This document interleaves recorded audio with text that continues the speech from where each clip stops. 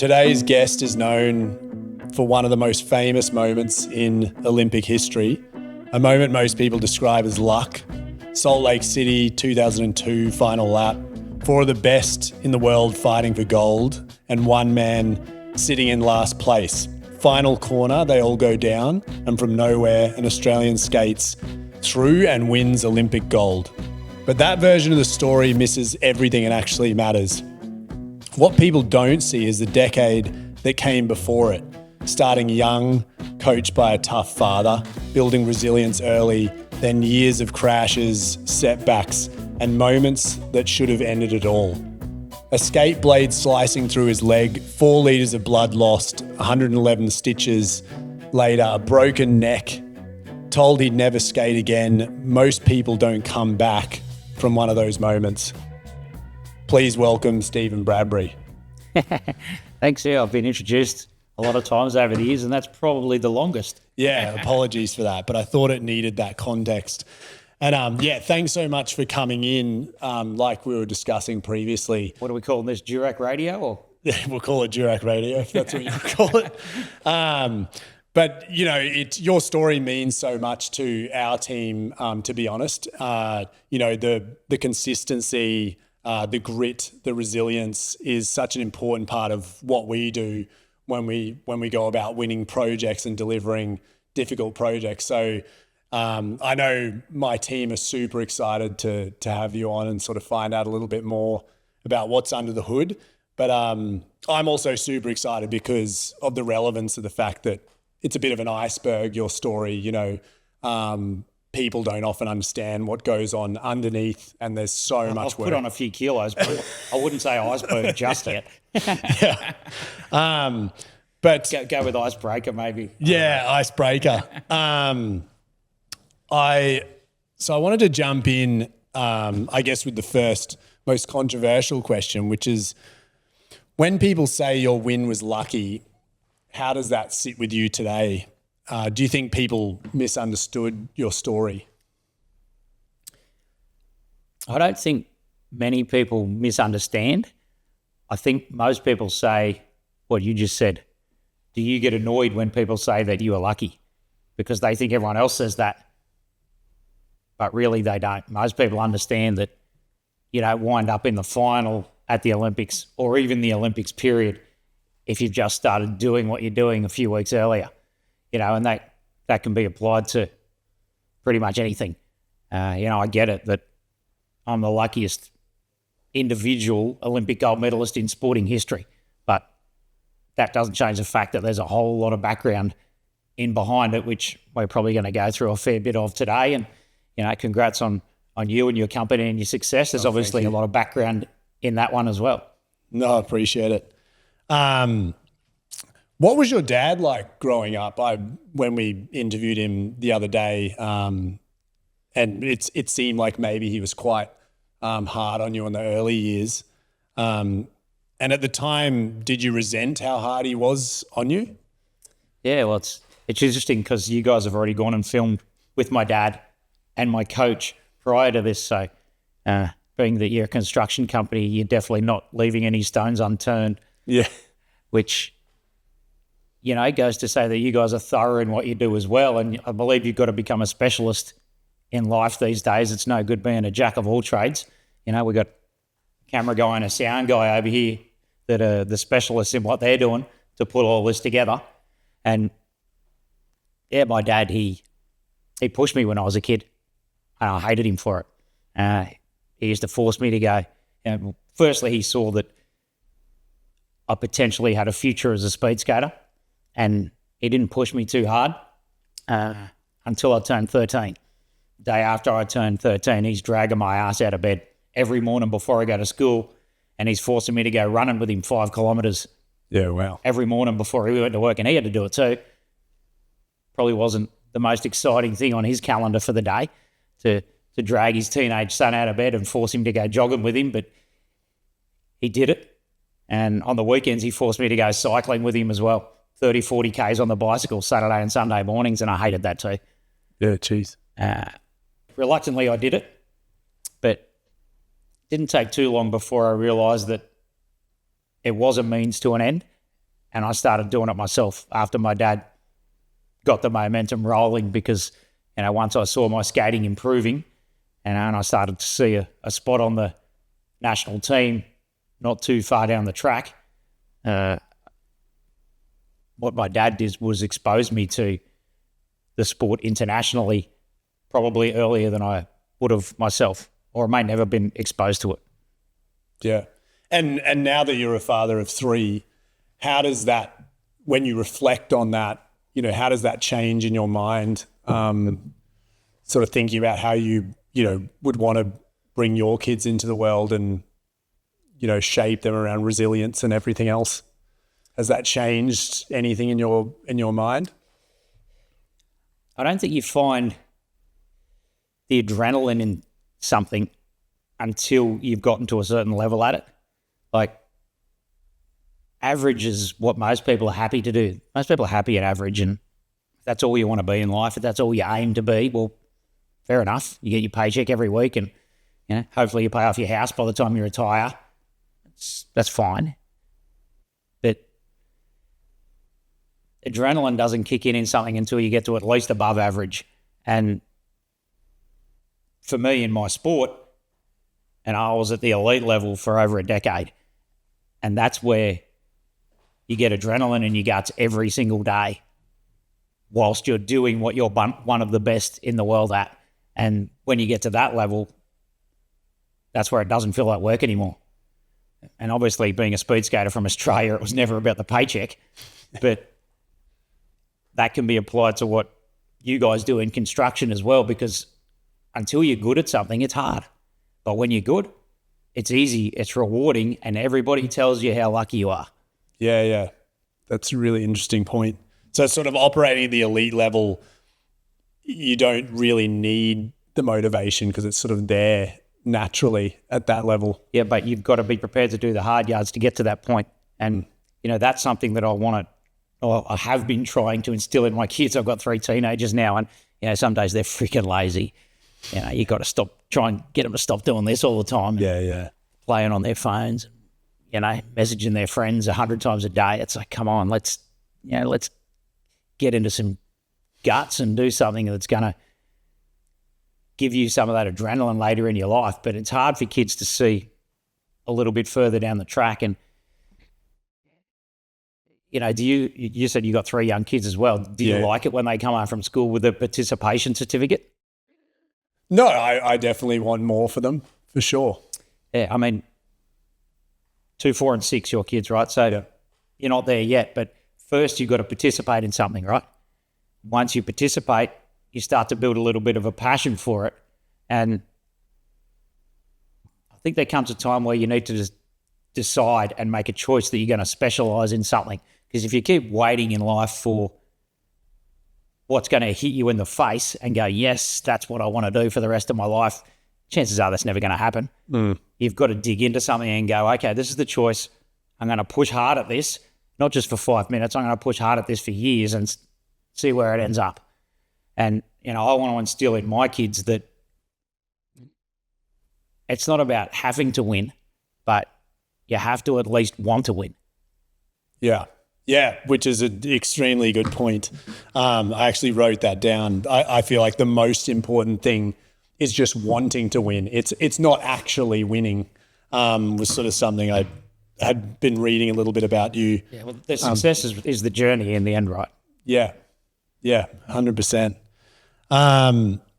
So do you see that toughness now as a gift? I know when I was young, similarly, obviously didn't have nearly as much success as you or an Olympic gold medal, but I did a heap of swimming, and I reflect on it's really similar. My mum sort of every morning and afternoon, I probably did, I think, 4 hours of swimming training a day, almost every day a week, every day of the year, almost 10K a swimming session. And I do look back on that and go, it was hellish. Like, it was horrific. Would I be correct in saying you didn't achieve what you wanted to? Swimming? No, I didn't achieve what I wanted to in swimming. I swapped to rowing. I think by that point, I think I almost hated it that much. Like, when I was it would have been around sort of 14 or 15. Have you read Andre Agassi's book? It's No, I haven't actually. The first line of his book is, "I hate tennis. I've always hated tennis." Yeah. Yeah, it's probably the favourite book I've ever read, I think. Yeah, okay. I have to pick that up. But yeah, similarly, I look back now and I definitely think that it is strongly possible that following that black line for that long, and sort of the commitment my mum put into waking me up every morning at 4:30, because I know how hard that is with my own kids. Well, you know what that entrenched in you? Work ethic. And it's funny, I've been in a lot of corporate situations since I won the gold medal,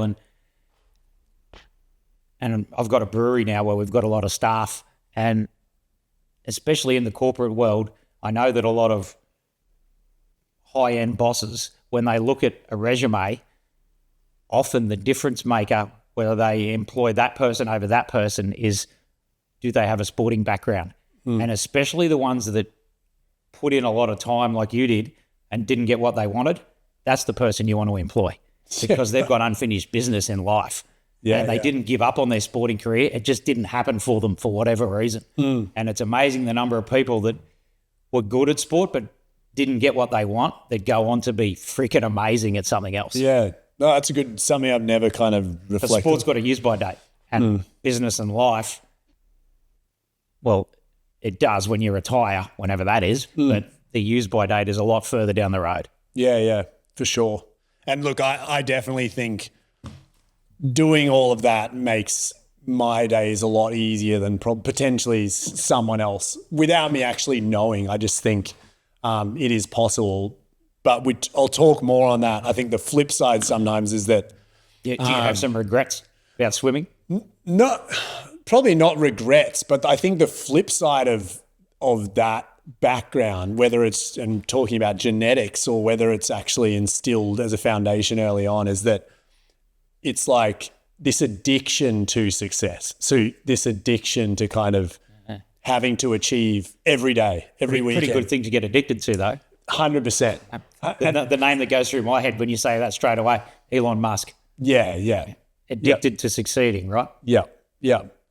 But, sometimes that can make, and look, I'm a big supporter of that, because I think it's what, progress and growth is what makes life rewarding, in my opinion. I think we need growth and progress as much as we need food, personally, but also that constant inbuilt desire for success can also make people pretty down sometimes as well, because it's so addictive. So, yeah, I don't know whether you had any comments on that, which was more around, once you'd had all that success, whether there was some sort of impact after, or a side effect after the fact. What, you mean after the gold? Yeah. And you mean after I stopped drinking? Yeah. Which was about 2 years.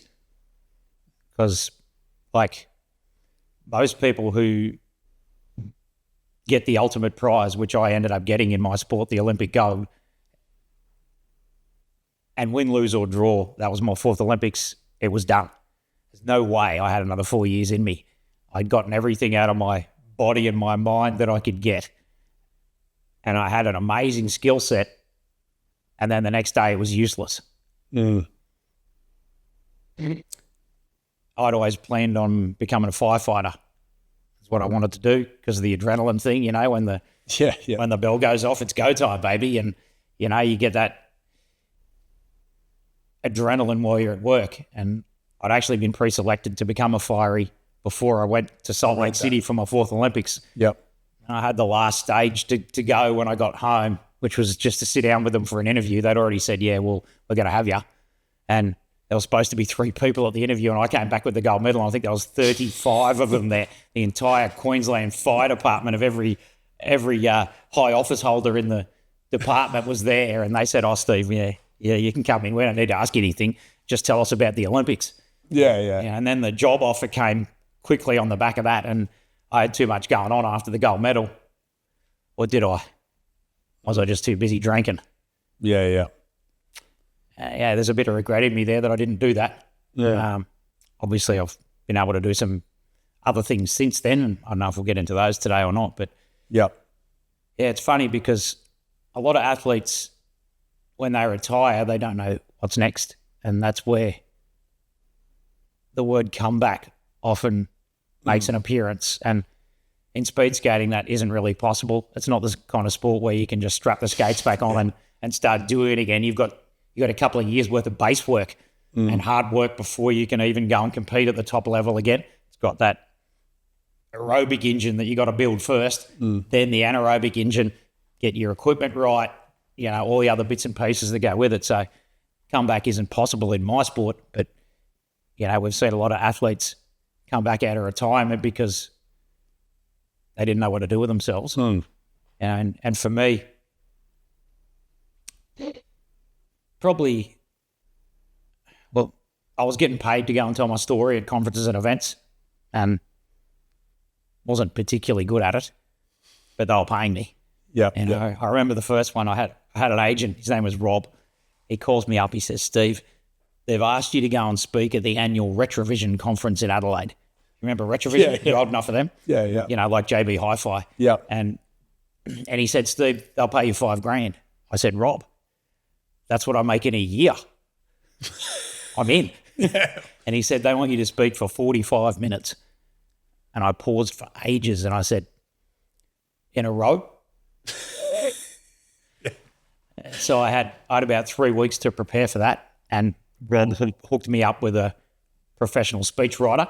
And we hammered that thing out, a keynote presentation that went for an hour because I had to speak for an hour in the end. Yeah. And I had it written out in 20 font, word for word, because I didn't know it. It's the first time I've ever done it, right? Yeah. And I knew bits and pieces of the story where I could move away from the notes, but my God, I was glued to that lectern for most of it. Yeah. And it even said where I needed to pause, it was in brackets, it said pause here. I wasn't like Joe Biden. I didn't read pause here. Yeah. Remember Joe Biden? Yeah, He was reading out his own notes. Anyway, I'm going off topic. No, it's fascinating. But yeah, and so that was where I first got a taste of, all right, what happens if I get good at this? And then I started working regularly with that professional speechwriter, and I started working with a comedian as well. And I put a show together with slides, music, videos, pictures, the whole thing. And then I started knocking on the doors of event management companies, speakers bureaus, etc. And they said, we've never had an Olympic gold medalist knock on our door. We try and get them to call us back so that we can book them for a speaking gig. And sometimes they don't. And I was like, well, that's not me. I want to see if I can be really good at this because I'm getting paid and I'm not that good at it yet. Yeah. What happens if I get real good at it? And, now I think I'm close to 1,600 gigs in 23 countries. And when I first started getting good at it, people said, Steve, you better figure out what you're going to do next because people won't pay you to go and speak at conferences and events for very long. Yeah. You know what they knew about conferences and events, those people? Nothing. There was this one American guy, Ron Tacky, his name was. He used to run a speakers bureau in Sydney, and I knocked on his door.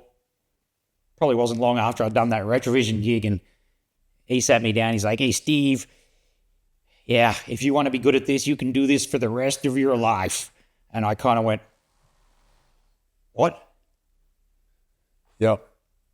He knew because he was a speaker as well, and then he rolled that into running a speakers bureau where he booked other speakers into conferences and events. And I was like, well, whose opinion do I take? The people that know nothing about this, or do I take Ron Tacky's opinion? I'm going with Ron Tacky. Yeah. 1,600. That's wild. But like back to the point, it seems like obviously you seem super entrepreneurial as well, and coming out of that focus and discipline that you had in sport, you've been able to kind of relate that to obviously you're speaking at sort of a professional focus level, and then also into your new, I guess, beer venture as well. So it does seem like... Yeah, I've definitely got the entrepreneurial spirit flowing inside of me, and sounds like you do too. Oh, yeah. But, and whether, I don't know whether that's like a genetic thing or whatever, but Did you start the company? Yeah. Okay. Yeah, I think Didn't inherit it off your old man or anything? No, it was just my wife and I. Yeah. My old man was an architect, and I was going to do architecture, and he told me to do engineering. Most architects will say that, but yeah, and so, but back to like I guess the focus and success of your sport, you sort of thought, yeah, what am I going to do now? Because you had this super specific skill, but you were able to transfer that skill into almost, and maybe you see that more now, into almost everything you do. Maybe it's just unconsciously. Yeah, I think it goes back to some of what I said before about just making a decision and running with it. Back in the day, I used to support myself by making these. So this is one of the, not originals, but I had a company making the boots, RBC. It was called Revolutionary Boot Company. Yep. I did my personal best 500 metre time on these bad boys. Yeah, wow. 42.4 seconds. Jeez. And so another skater from Brisbane, him and I decided that we knew a fair bit about how to make these already, and we'd have a crack at making our own. And I was on the World Cup circuit. He was more of the hands-on guy, and I learned a lot from him on how to make these. And once I started skating them on the World Cup circuit, instantly other skaters came up to me and they said, "Steve, can I buy a pair of your boots off you?" I said, "Okay." Is it true there was a competitor of yours that ended up wearing your boots? Yeah, the Olympics where I got the gold, we had 20% of the field on our boots. Yep. Wow. So they were made in the backyard shed in Acacia Ridge. Yep. Me and Clint toiling away making these things. And for me, it was all about my skating career, because in Australia, people on the dole get paid, but Olympians don't. Yeah. And that's still the case today in 2026. I don't get it. Yeah, it's wild. Yeah. It definitely is. No, well, I did T-shirt screen printing was my first entrepreneurial endeavor, and it was hard. It was heartbreaking. What was the brand called? Oh, I think it was like JD something shirts or something horrific like that, and I think I got rejected from about 200 different shops. But it was a good lesson for sure. And then we built an app back when apps were cool. Well, one thing that does piss me off in Australia today is how people with that entrepreneurial spirit and start their own businesses are not particularly well supported.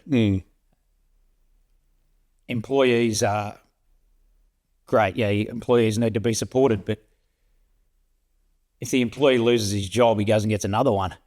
If the entrepreneur fails in his business, he loses his house, he or she. Yeah. And I don't know. I think the government could do better in supporting business owners, because if they do better, then they're going to employ more people and pay them more money. Yeah.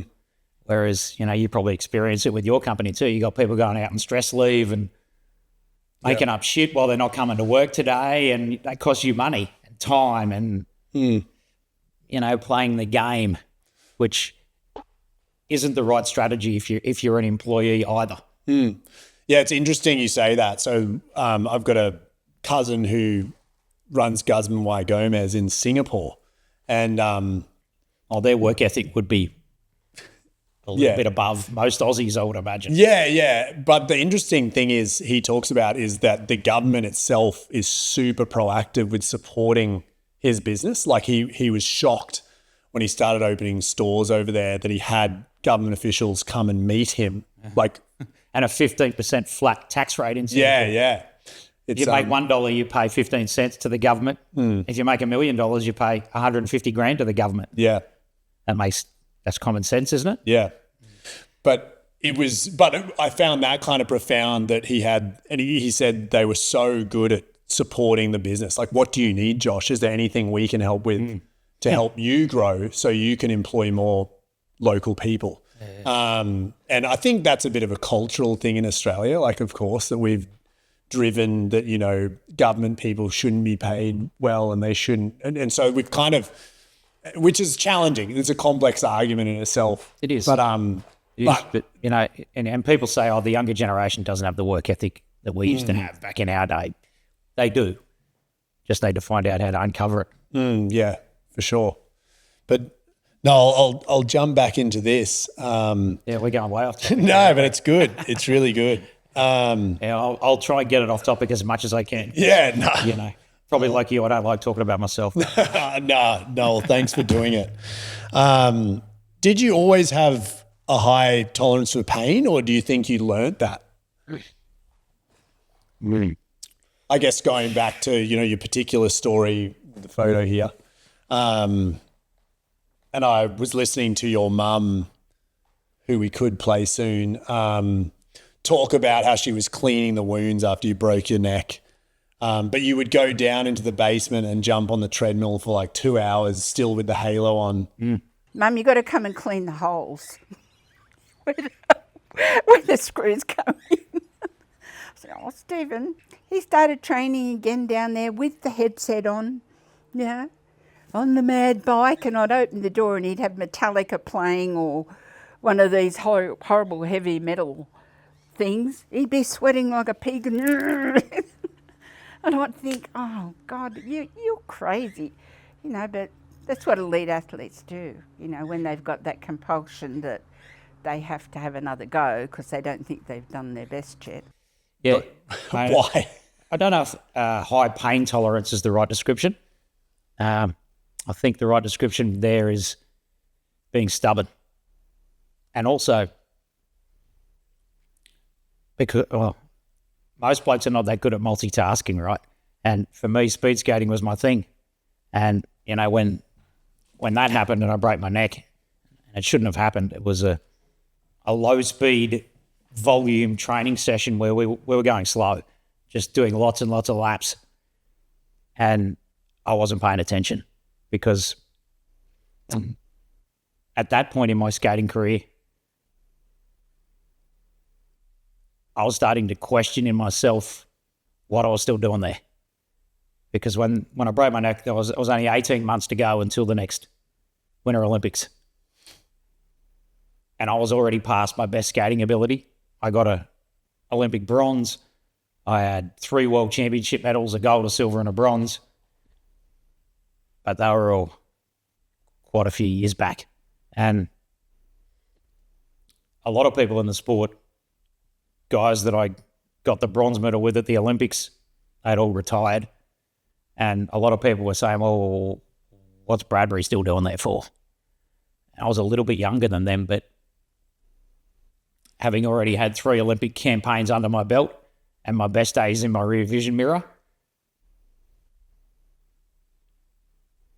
I was going through the motions. And that happens to people at work too, right? I mean, not every day is going to be super fun when you're trying to fill out a bullshit red tape government contract so you can land the next bridge or tunnel or airport that you're going to build. But if you're not prepared to do that hard slog, if you don't want it enough, then you're not going to get to that adrenaline phase. And I already knew what that was. And then I had to look back and go, well, if I don't do this, if I don't see it through, what else am I going to do? I'm only one of the best in the world at speed skating. I've got all my eggs in this basket. I've still got another shot at the Olympics. It's only 18 months away. 18 months out of 14 years. That's not much. I'm doing it. I have to do it. I'm going to kick myself for the rest of my life if I don't. For context, when you're speed skating, you're skating up to 50 kilometers an hour as well. Is that top correct? speed's about 55. Yeah, which is... But yeah, when I did that, we were going really slow. And the skater in front of me fell over and I wasn't watching. I had my head down, going through the motions, not paying attention. And the same thing happens on the job site, right? You got people not paying attention. That's when people get hurt. Complacency. Yeah, complacency. And that's what was happening to me. And I went over the top of him, head first into the barrier and broke my neck. It should never have happened because I should have been watching where I was going. Yeah. But as it turned out, that was where, and I think it often takes something pretty impactful in your life to force you out of your comfort zone. Like the whole world got forced out of its comfort zone during COVID, right? We all had to reevaluate where we were and what we were doing. Maybe not in construction. Yeah, construction didn't stop. For a couple of weeks there. For a couple of weeks there, it was uncomfortable. And then it, definitely was very comfortable. Yeah, so that was where I had to reevaluate. And I had 2.5 months with halo brace screwed into my head, and I had all that time to think, and there was no question. I only needed 5 minutes to think about it. I was, I'm seeing this through. And even though I couldn't skate, I could still train, so I did. Where did that drive come from, do you think? Because that, I think most people would give up on that dream if you had 18 months to go. Like, that is an extreme amount of drive and kind of aggression almost to succeed. Well, 18 months wasn't long. When you break over 14 years, that's only a little bit. That's what I mean. It's such a small amount of time. Like, most people would have probably just given up at that point. Yeah, well, I think a lot of people give up on their, do we say give up on their dreams? Was it really your dream to be an elite swimmer? No. But I think a lot of people give up on their dreams not long before they were about to get it. Mm. And for me, in the end, when I was that thing again for 2.5 months, that's where I had time to reevaluate things in my own head, because what I didn't have and what I wanted for my whole life was an Olympic gold medal. And I'd had 3 shots at the games and I wasn't going to get one. My best days were gone. But that was where I reevaluated in my head from outcome, gold medal focused to process. I said, well, I got to break this down, because I got to find a way out of the gold medal goal, because that's gone. If I can't get that, what am I doing for the next 16 months after they unscrew this thing from my head? What am I aiming for now? And it was a pretty quick decision in my head. The whole thing probably only took about 2 minutes, but what I came up with was well, I've skated at the Winter Olympics 3 times and I haven't done my best at any of them. I got a bronze medal at one of them, but I haven't done my best. And you know who knows that? Me. Yeah. So I decided that I had to go to Salt Lake City and skate my best, whatever that was, which realistically wasn't going to be medals. Whilst the whole world was finally having a look at a speed skater from Brisbane. Have a guess how many spectators there are at Acacia Ridge Ice World at 5 o'clock in the morning. 0. The Olympics that's adrenaline on steroids. That's what you live for. And, 16 months of hard work to have one last shot at the Olympics, even if there wasn't a gold medal on the horizon anymore, that's bloody worth it. Mm. Yeah. So, yeah, I broke it back to process. Just said I'm going to do the best I can with what I got for 16 months, put myself on the ice in Salt Lake City and put down what I got. That was something your coach was sort of talking to, is how sort of calm and composed you were, like leading into those events, or particularly the gold medal event, potentially compared to some of the other competitors. I think we were just lucky. We set up a very good mind in the game. He's just so strong to compose the pressure. And so that's a big difference. Some skater could not face to the pressure. Nothing to lose for us. Anne came on board as my coach in 1995. So I already had 2 Olympic Games under my belt by then, and massive realistic chances to win and get medals. And I got a medal in the relay, but yeah, through some bad luck, some things that were in my control that I wasn't smart enough to control. Didn't get what I wanted at those first 2, and it was a shame that I didn't have Anne on board earlier in my career. Mm.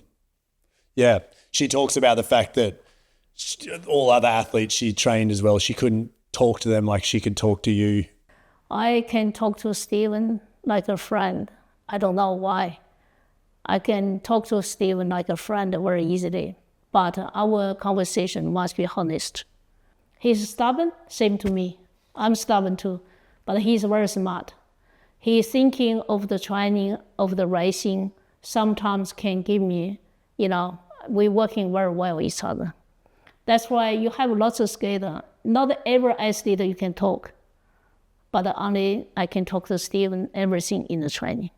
Knowing that you potentially weren't going to win a medal, but yes, you're going to the Olympics, like how do you grind it out for, down in that basement, like for 2 hours, like that is painful. Like most people, even not even the physical pain, just the kind of almost boredom of it is what. What do you mean, like going up and down the black line on the swimming pool for 4 hours? Similar thing.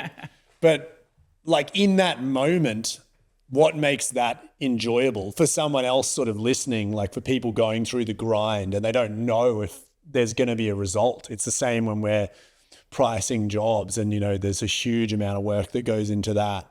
And we don't know if there's a fair bit of money too. And a fair bit of money. You told me that may or may not get a reward for the time and energy. Yeah, 100%. Like there's so many variables. So, and there's so many variables in what you did. Like it's, reading about how it's more about strategy and the chaos than anything else, the actual race. Like, can you talk through that? What maybe it's just, it comes naturally, but that feeling every time you're at training, what got you through all those sessions just for that one race? That's what do you enjoy it? That's what makes the Olympics so attractive, isn't it? That the whole world wants to watch, because most sports at the Olympics, that's the biggest event by far. And that all the athletes are there to show the world what they can do. And you only get one shot at it every 4 years. If you're watching the footy, your team plays every weekend. If you have a bad game, well, you get to make up for it the next week. That's not how it works at the Olympics. And all of those sessions where, I was basically training 5 hours a day, 6 days a week, Sundays and Wednesday afternoons off. And there's a lot of sessions where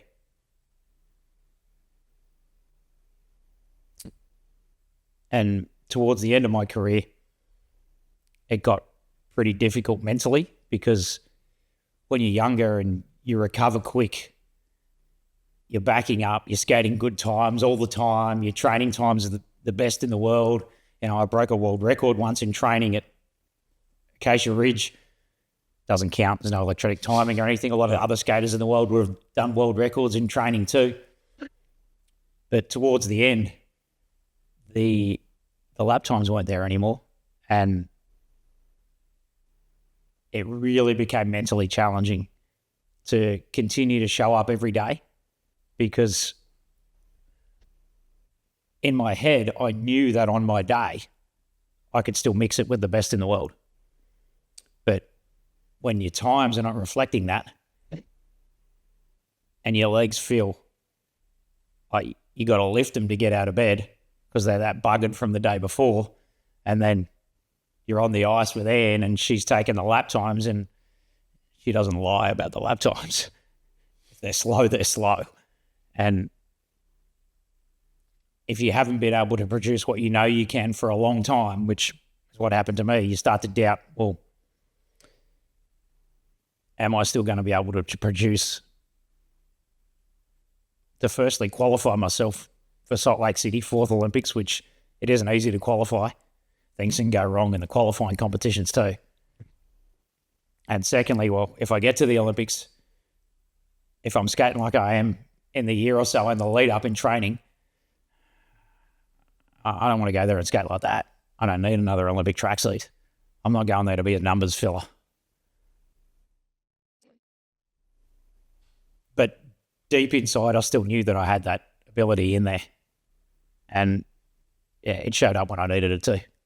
So that was sort of, and Anne spoke about that, saying you were very patient. She kept saying, super patient. So was it like you... I don't know about patient. Let's go back to stubborn. Yeah. But was it that you had faith that if you followed the process, there would be a result. And you still obviously wanted to win. But, through those super challenging moments throughout training, even the split seconds where it's just like, why am I doing this? Was it that you just kind of trusted that process, or you think it was automatic? I guess in my mind, I knew that there's no way doing all of that training for 5 hours a day, 6 days a week meant that I could skate that slow forever. I knew there had to be a light at the end of the tunnel. And one of the things that I was probably no good at was being able to time my peak at the right time. If I had been able to put everything together in first, second, or third Olympics, I would have had way more Olympic medals. But a lot of people can say that too. And that's where the top guys in the world, like Mark Gagnon and Jiajun Li from China, Dongsun Kim from Korea, Apollo Ono from the US, they were able to always find their peak at the biggest competition of the year. And if I found my peak, I could beat them. But sometimes I'd find that in October when there's no competition. And then when World Championships rolls around in March, I'm skating like a bucket of bolts. And yeah, that was where I really struggled. And that made it difficult to know that there was potential that I was going to do another 4 years of work in the lead up to Salt Lake City and then not skate my best on the biggest stage in the world again. But I suppose the driver was, in the end, that if I didn't do it, I got to live with that.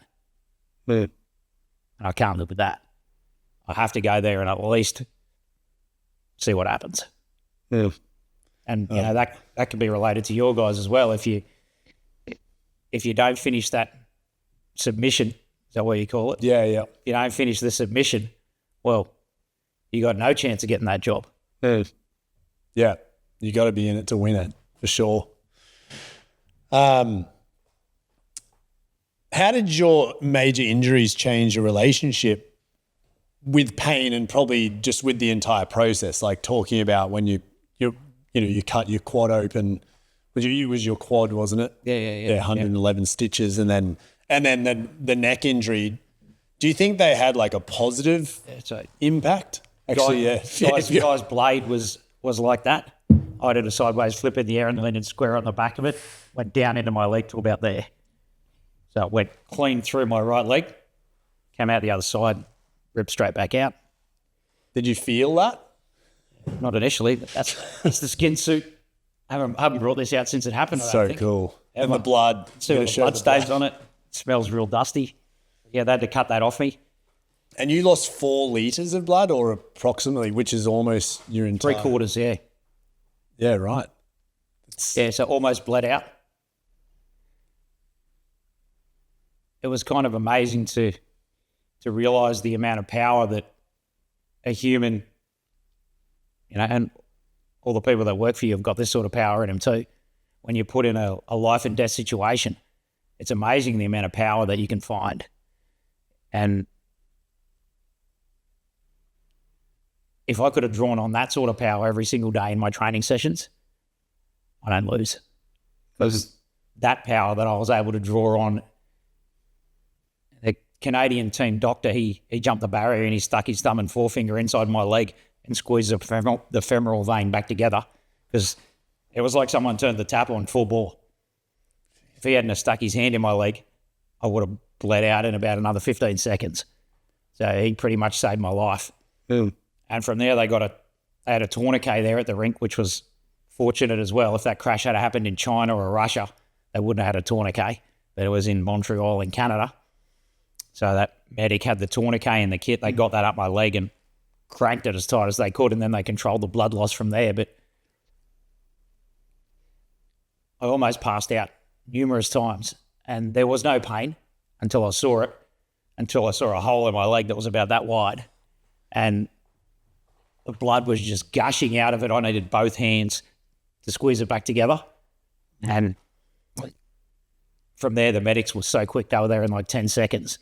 And he had his hand in my leg. And my eyes were shut and I was almost unconscious. And it was in those moments where I said to myself, if you lose consciousness, you're going to die. And that was where I made a pact with myself. I said, I've got unfinished business here. Not going out like this. And that was the kind of power that I tried to use on those tough days. In those last couple of years where the times were slow, the lactic acid was gushing through my legs and everything just hurt. If I tried to think back to when I was lying on the ice with 3/4 of my blood spilled around me, wasn't such a bad day in training anymore. Yeah. It's fascinating because we always talk about when we've had a horrible loss, which happens all the time. How many out of 10? Oh, we probably win. It's almost like a 1 in 12 strike rate for tennis. Yeah. So there's a lot of negativity there's building a lot up of negativity after you've had 10 losses in a row. But and some losses are profound. Like they're kind of like, how did this happen? You were sure you were going to get that gig. And every time that has happened, like, for the first day or two, I'm just, it breaks me. It kind of, it does. It kind of goes, well, what are we doing wrong? Why am I even doing this? But then, what do you do to decompress there? Oh God, I don't know. Time, the kids, ice bath, something. But the thing that's interesting I've found is every single time it is like revolutionized the way we do something, like instantly. That's where the learning experiences come from. The losses. Yeah. And it's the same in anything, isn't it? It's kind of a horrible thing, but I look back on all of them and I go, that's now how we've entered that sector because of the pain we felt because of that. Or that's how we became better at pitching our bids because, we'd lost that many times. It's that feeling of losing that athletes hate. Athletes hate losing more than they enjoy winning, especially the top people in sport. Yeah. They hate losing that much that when they lose, it gets broken down to the nth degree and they find little bonuses, little 1%ers in there that they didn't know could improve them and they would never have found without having had the loss. That's kind of the beautiful irony, I guess, of it in many ways. And that's probably, I guess, again, what maybe you would know more than I do, but just looking at it, maybe what helped you kind of keep pushing through, as you say, like gaining that power or that different perspective after you almost died. Yeah, well, it was that part of it was finding those little 1%ers in the end to improve things. And big part of speed skating is your equipment. We used to make the boots, but the blades are the most scientific part. So they're offset to the boot. You can see it's not in the middle. Oh, yeah. Because you only turn left. It's radiused, so if you draw a circle out on the ground, it's a lot more technical than that, but it might be a 12-metre circle on the ground that the radius curve would fit onto, and then it's bent. So if you look down the blade, it's not completely straight. Right. Yeah. So that when you lean, you get more of the blade onto the ice. And it's also sometimes slightly angled, which means it doesn't sit flat on the boot, has a little bit of an angle so that when you lean over at 40 degrees, your angle of the blade isn't quite as great to the ice, but you've got to be strong to push that. But I never had a problem with strength. That was, I was able to squat more than anyone. That was part of my what were you squatting? What were you squatting actually, out of interest? I used to be able to squat 240. Holy. Down to 90 degree. Wow. My bench press PB was 75. Right. Because you don't want to carry any weight up here. It's useless, dead weight. But 240. So a lot of speed skating was about getting your equipment right, having your blades dialed perfectly so that the bend, the radius, the offset, the angle all work together. And when you grip and turn and the ice is quality coming out of the corner, you accelerate purely through the lean angle and being able to hold yourself up. That feeling is freaking amazing. I miss that feeling. But earlier in my career, when I had the engine arguably better than anyone in the world, I was no good at setting my gear up. My blades were never perfect. at the end, I found all the little 1%ers, but I didn't quite have the anaerobic engine that I used to have when I was younger, so I was never able to get those things to all meet together at the top of the sport. Yeah.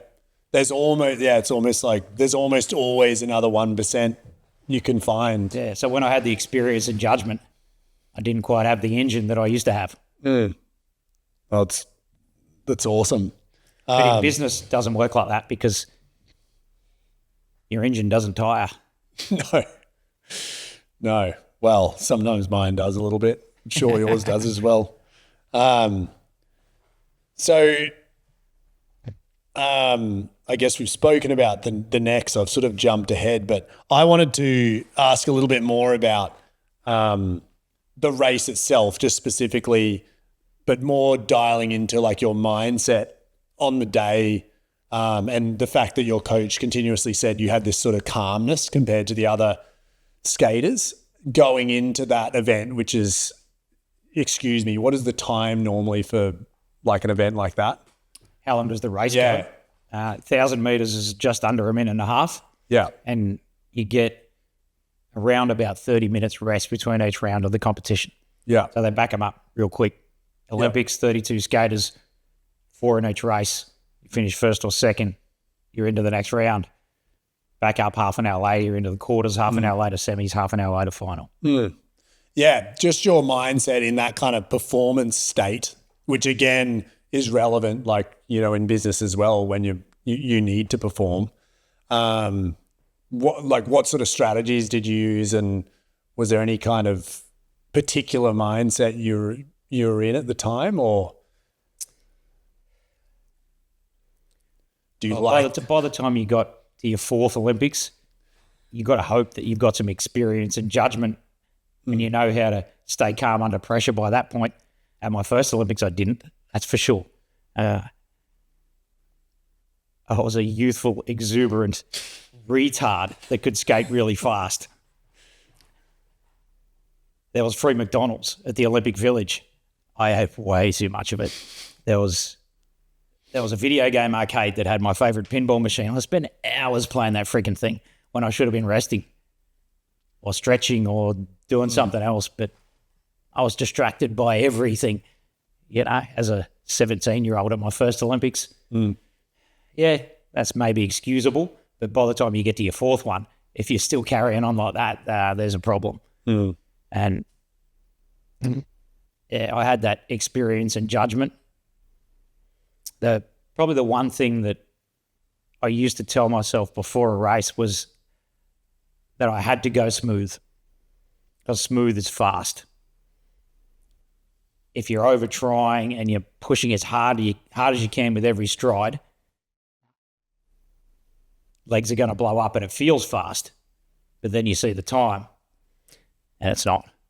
It's when you're smooth and it feels easy and coach shows you the time. And you know, I remember those days where Anne would show me the time of a fly lap in training and she said 8.4 seconds. I was like, we used to call her Betty. We still call her Betty. Yeah, that's her Aussie nickname. I'd say, Betty, that's bullshit. I wasn't going that fast. I've never gone that fast. She's like, Stephen, I'm not lying. That's 8.4. Because it just felt so easy, effortless. Which we kind of talk about that, you know, trying to relate that slightly. We talk about a flow state that you get into when you're kind of building pricing or things like that in our business, and it starts to actually feel easy. One of those days where you work for 8 hours and it felt like 2. Yeah, pretty much. And the whole submission is done. Yeah, 100%. Yeah, they're the days you've got to try to remember. Yeah. I guess like we touched on, you know, after breaking your neck and the leg, did you ever consider quitting? And I guess like we did touch on what kept you coming back, or what I understood was for the shot at the Olympics again seems to be the answer. But yeah, did you actually seriously consider quitting? When I got my leg cut open, I was only 21. I had a lot of unfinished business. So no, not even for a moment then. If I had died, I wouldn't have been able to come back. But probably a little bit So you were sort of in the hospital room going, when can I get back into it? Yeah. I was doing one leg wall sits in the hospital on my good leg. Yeah. But when I broke my neck, it was different because I was 27 then. And, well, until recently, no speed skater had won a medal with a 3 at the beginning of their age.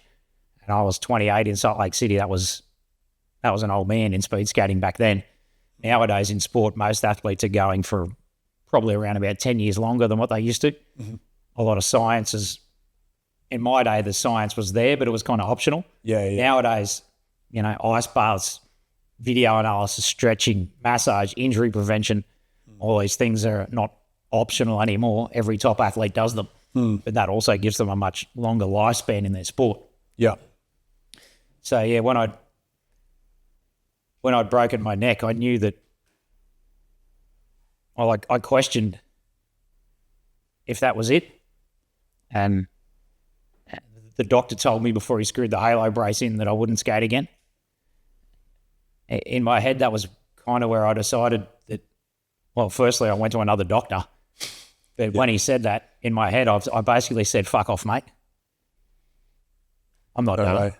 And that was where it kind of took him to tell me what I wasn't going to do to make me confirmed in my own mind that I was doing it.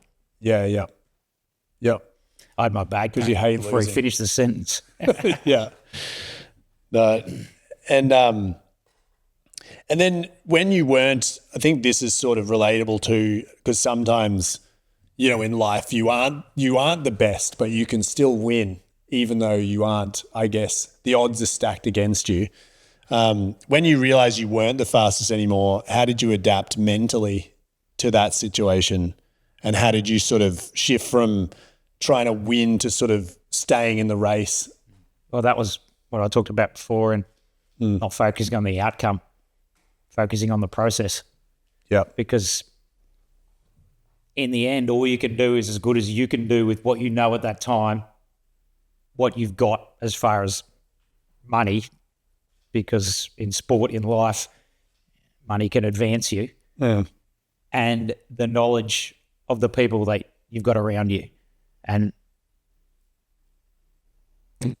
putting all of those things together meant that if I was able to do that for 16 months after this and get on the ice in Salt Lake City and skate my best, then the result didn't matter.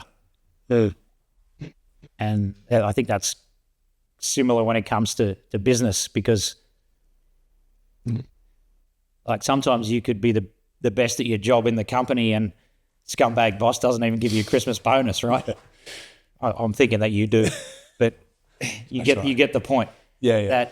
That the measuring stick isn't always there like it is in sport. That's what makes sport so attractive, is that you see where you finish. Okay, I'm 5th in the world. All right, how do I get better? But in business, in your job, subjective. Yeah, there's not always a measuring stick, is there? And sometimes there kind of is, but is it accurate? You won Employee of the Year. Were you really the best? The measuring stick isn't exact like it is in sport. But I think in the end, if you've put all of yourself and your support team and your money and everything else behind something for an extended period of time, and you didn't win a gold medal or you didn't make $1 million, you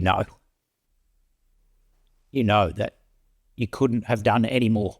And that's, for me, that's probably the most personally satisfying thing that I have out of my skating career, is that I know that I left no stone unturned. I did everything I could do with what I had. And it certainly wasn't a lot of money. I used to argue with my dad over who got the third piece of KFC because there was 9 bits in the dinner box. Jeez. Mum got 2, my brother got 2, I got 2, and Dad always got 3. I always wanted that third bit of chicken. And that's interesting too. Like, you know, like coming from a world and like I had a possibly similar background, still like, I wouldn't say we were like drastically poor or anything, but definitely didn't have like an abundance at all. You know, do you think that also helps? Like, cause this, you know, it's almost funny, like this day and age, the abundance issue is becoming quite large for like, I think young people in particular. Meaning they, well, we've sort of got, I think they deserve, maybe not deserve. It's just, there is so much, it's so easy to access anything now. It wasn't so much back then. And I feel like sometimes that was such a huge benefit. Like having so little is almost like Mungle says it, having so little is the greatest gift of all. but it makes me think of like a cricket analogy. Imagine if you're a little kid in India, all he needs is the bat and the ball, and he's playing cricket all morning before school, all day after school. No abundance, doesn't need anything, and you know they produce best cricketers in the world. Whereas in Australia, they've got a lot more of that abundance, and well, firstly, the parents have got to try and drag their kids off the social media and then get them to go to training. Yeah, exactly my point. I feel like the abundance issue is potentially going to be a big challenge for everyone. And so it's funny to reflect on that because, of course, at the time, as you said, you wanted that extra chicken wing. But like that's a bit of a metaphor for the fact that you kind of didn't have much, so you could focus so much on that one thing. And that's like almost a great gift in many ways. I think it's something that... Because sometimes I hate my phone. But you still need it, right? Yeah, still need it. 100%. Yeah, I think it might be generalizing a little bit, but a lot of the younger generation get distracted too quickly. And I know at the brewery now, if I see a resume and somebody's got 10 years worth of work experience, they've had 5 jobs for 2 years each, and they got glowing references from 4 of them. You call up the guy and he says, oh yeah, they were fantastic. And you say, well, why are they not with you anymore? And he's like, oh, well, they just moved on, they're changing life. I look at that resume and I think, well, you're going to work for me for 2 years. You're just going to start to get half good and then you're going to fuck off. Can we swear on this? Yeah. No, that's I've already sworn a couple times. We have the same. So why am I going to employ you if you're just going to start to get good, start to encroach on the adrenaline phase where it gets easy for you, and I'm willing to start paying you a lot more because you're making me more money. Yeah. But you're never going to get there because you're going to jump ship to someone else who offers you a little bit more money because they can see you've got some skills and you're going to jump. Yeah. And then you jump and you drop way down here at that whatever the next gig is because you haven't got the skills for that gig yet. And you're scratching and clawing and climbing and pushing shit uphill again because you didn't persevere before you were really able to see what you could do and become a specialist. And that's what I did in speed skating. And I think the 21st century demands a specialist. Like you can't do every single role of the business yourself. Yeah. That's why you employ all the other people and try and employ people that are better than you are at that role. Everyone comes together as a team. And hopefully you land enough of those submissions and make money at the end of the day. Yeah. Look, I have a similar mentality looking at CVs. Sometimes it's not even just about pay. It's like sometimes things get a little bit hard at maybe the 2-year mark, or, the accountability grows to a point where usually that kind of 2-year mark is where you have true accountability for things you're doing in a business, and you do see people then go, oh, this is a bit hard, I'm going to take a sidestep. And as you say, sidestep, that's the right word. Yeah, you don't want to take too many sidesteps. Yeah, and I try to explain to like a lot of the young engineers when I'm interviewing them, and I didn't have that perspective myself. Like back when I was going through that, you kind of just, as you say, you're kind of just like chasing the lights and going, you don't really know, you don't understand all of that, you don't have the wisdom. But you need to go through that tough period first to really build that resilience within yourself, but also build a brand for yourself. Like a lot of people don't understand that their name is an actual brand, not just the company, like within the industry. And, you know, if you're bouncing around here and there, you know, that's never good for your personal brand as well. But anyway, we digressed a little bit, didn't we? So I think we did, but that's all right. Yeah. Did you go into that final race expecting chaos? And like, were you sort of focused more on a different strategy than just winning in that race? Or Well, firstly, in the quarterfinals, I beat Marc Gagnon, 4-time world champion from Canada. I'd beaten that prick for 8 years. He's not a prick. He's a really good guy. I lived with him in Canada years before, and he that was the dumbest race I've ever seen him skate, but I beat him. And I got through to the semis. A few fell over in the semi as well. So it was a bit of luck there. But before the final, I knew in my head that legs don't back up 4 times in 2 hours anymore. Heats, quarters, semis, final. Best race was the quarter. That was an hour ago. Semis, legs were good, but not quite as good as the quarter. Okay, I got to back up again for the final, and well, it's actually a shorter rest time from the semi-final to the final than anything else because there's no other races left. So that usually you're talking 20 minutes from the semi to the final. Am I going to be able to back up for a 4th race of the night and perform as good as I did in the quarterfinal an hour and a bit ago? No. I know it. But not in my heart. Yeah. And my heart's getting in the road. But that was where Anne came into play in the change room.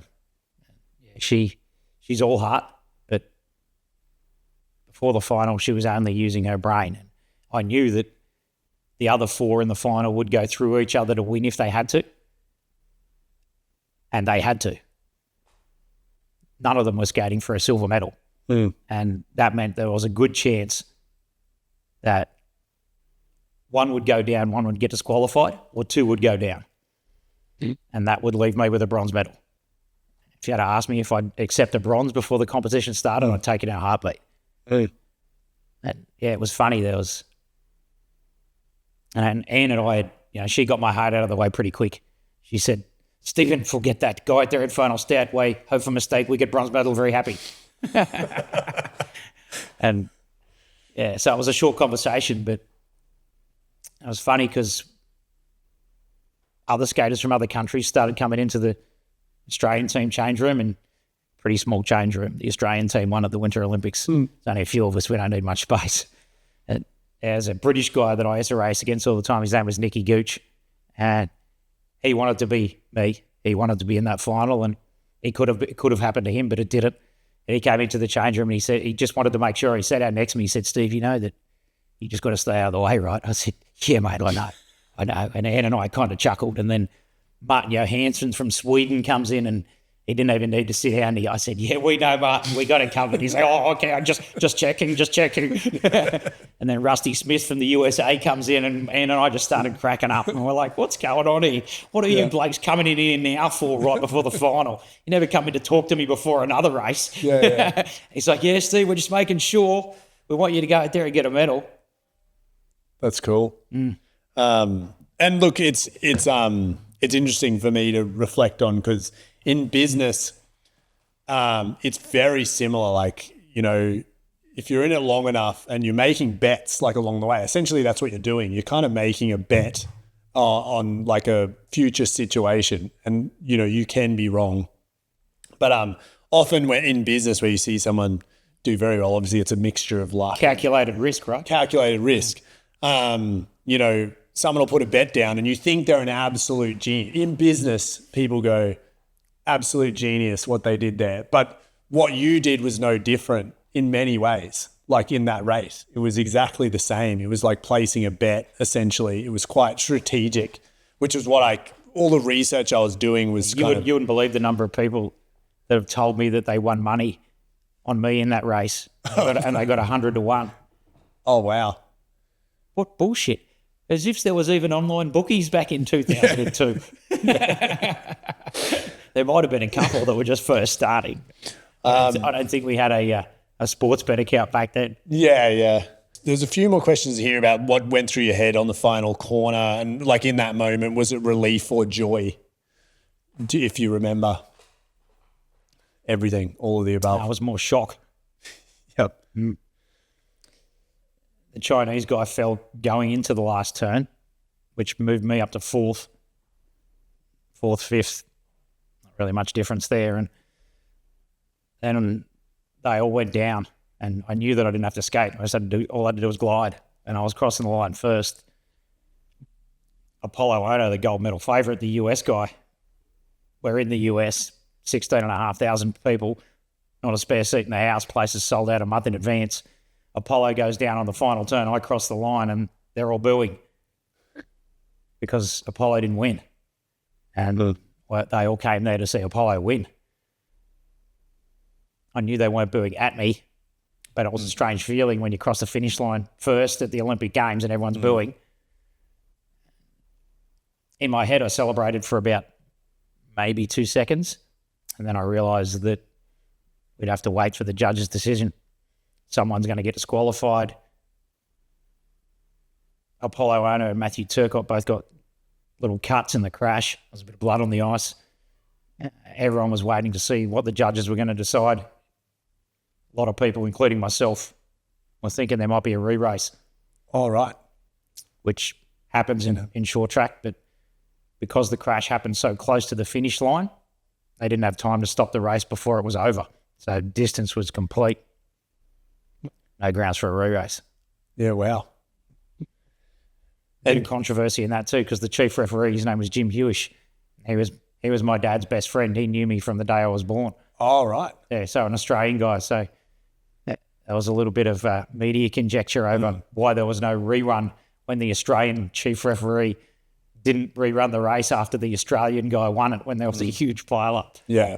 We have lots of that as well with winning jobs and this perception that there's favouritism and things like that. Jim actually got some death threats at that Olympics from the Koreans, because they're very passionate about their speed skating. It's a huge sport.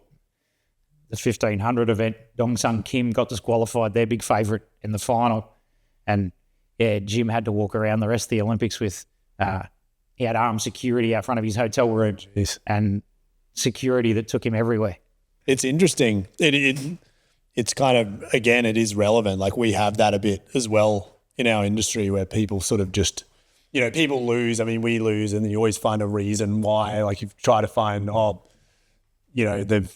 there's favoritism or there's something here. But in the reality, if you fully reflect on yourself, there was a mistake made. Usually is the case.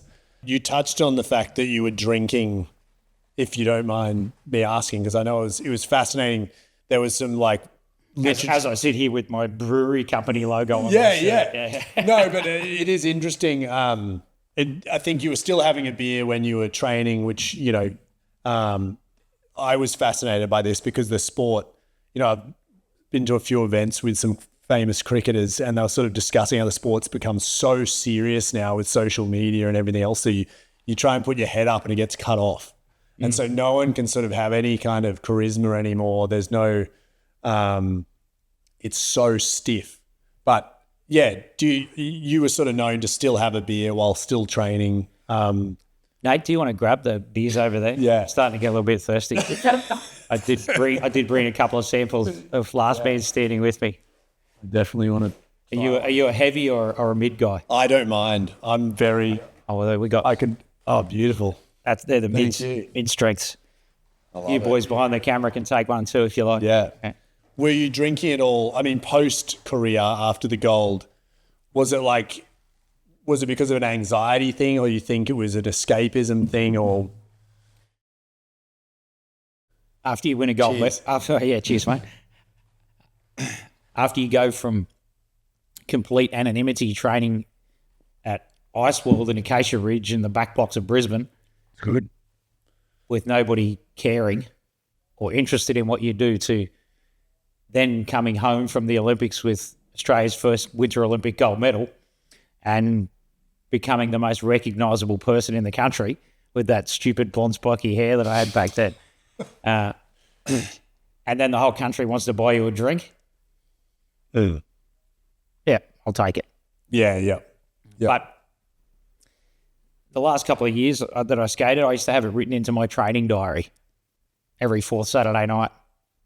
It used to say O.D.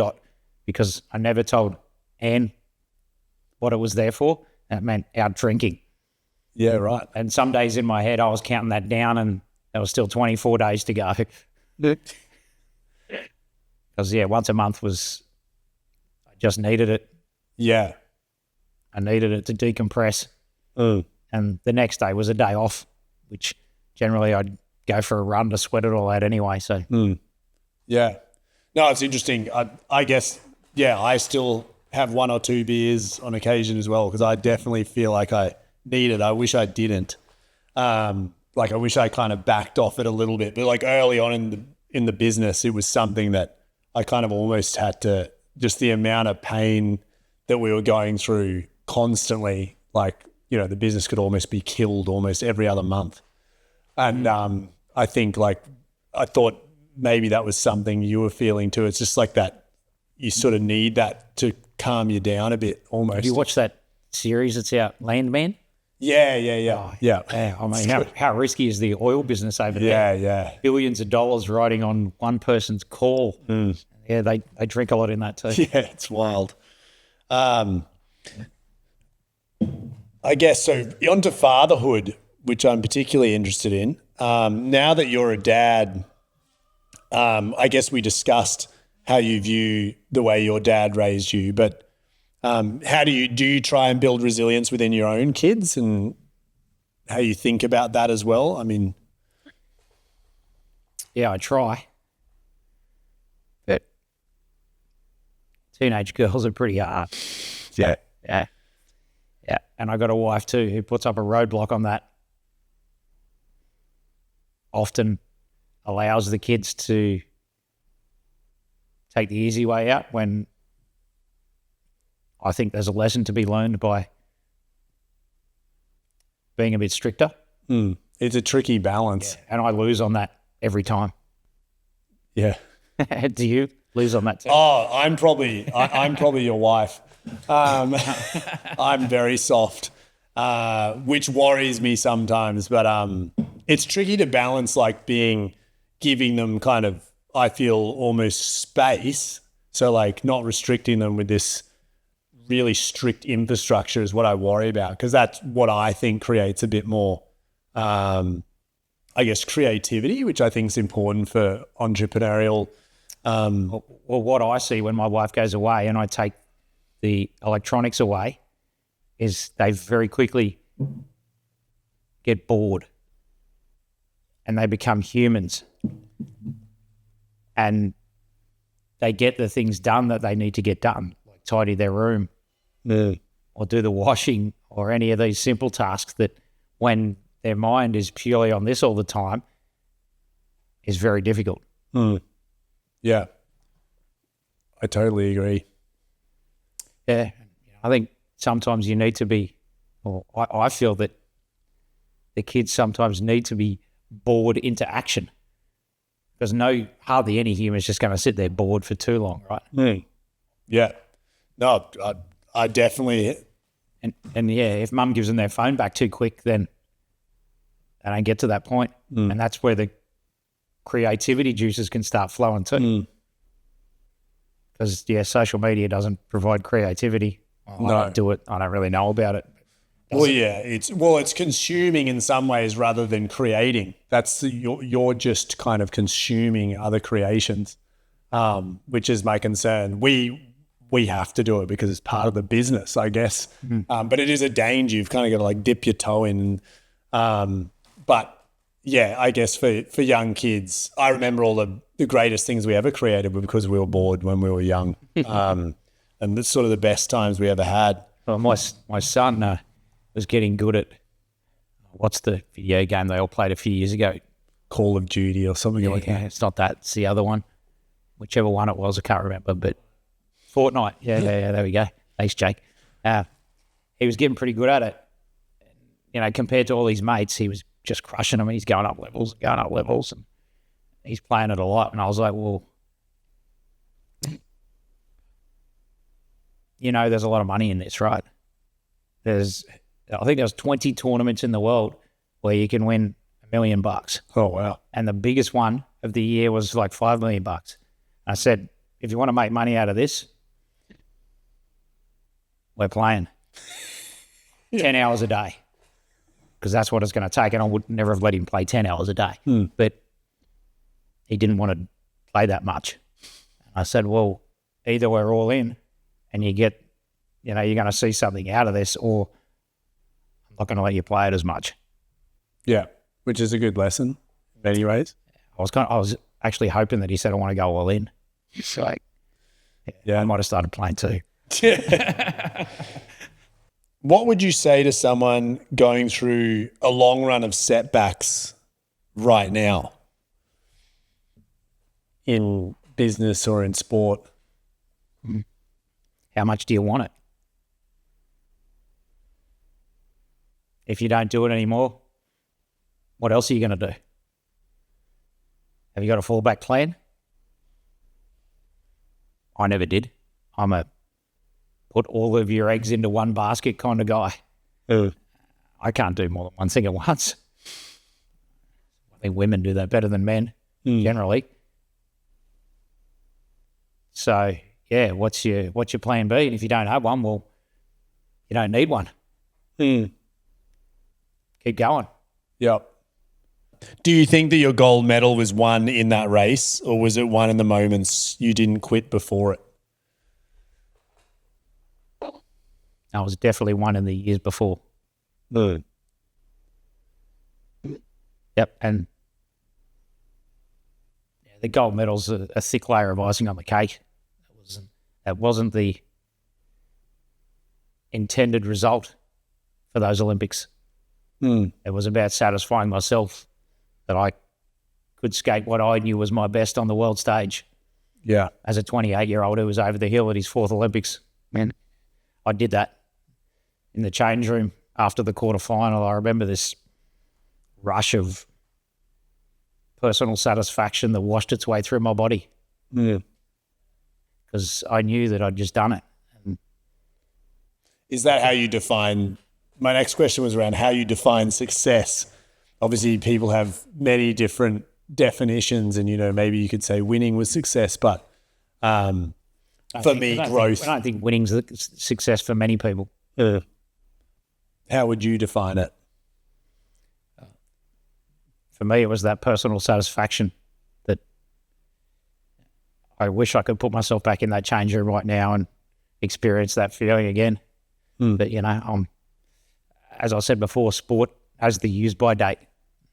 You know, I'm 52. I'm carrying a couple more kegs than what I used to. Not totally unfit, but I can't get that feeling from sport anymore, and life isn't Olympic-sized anymore. I gotta downsize my goals, and that's what